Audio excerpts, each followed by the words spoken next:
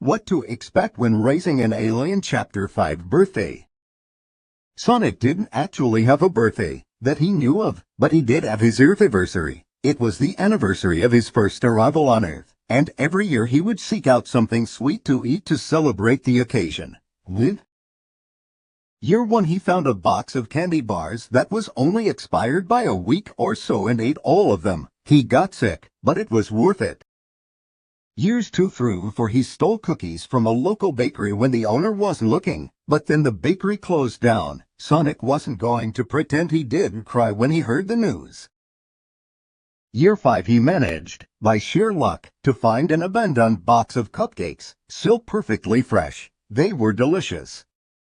Years 6 and 7 he skipped, trying to be more mature and giving up childish notions like his Earthiversary. Year 8 he gave up on maturity and nabbed a carton of Ben & Jerry's from the local supermarket after it closed. Year 9 he found a Rice Krispie treat that had been left behind during a child's birthday party and took that. Now it was Year 10. He had really expected anything for his Earthiversary. He had mentioned it offhand to Tom and Maddie at some point, and they'd shared a "we'll talk about this later" look. He had thought much of it then. He woke the morning of June 23rd to light streaming in through his window. It was a perfect summer day, and he jumped out of bed, racing downstairs to eat breakfast, only to see Tom and Maddie standing in front of him with a cake. Happy Earthiversary!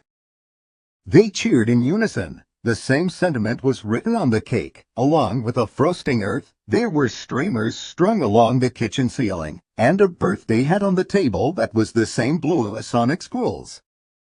What is this for me? Sonic asked, trying to blink back tears. You didn't have to. We knew you don't know your birthday. Maddie said, placing the cake on the table and leaning down to Sonic's level. But we wanted you to enjoy something like it. In a flash of blue, Sonic had his arms wrapped around her, only crying a little into her shoulder. Thank you, he said. Tom reached down to ruffle the quills on his head. Anytime, kid.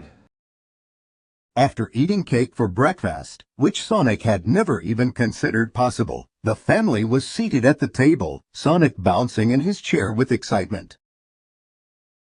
What now? What do people do on their birthday? he asked. Tom shrugged. Anything that wants it depends on the person. He said.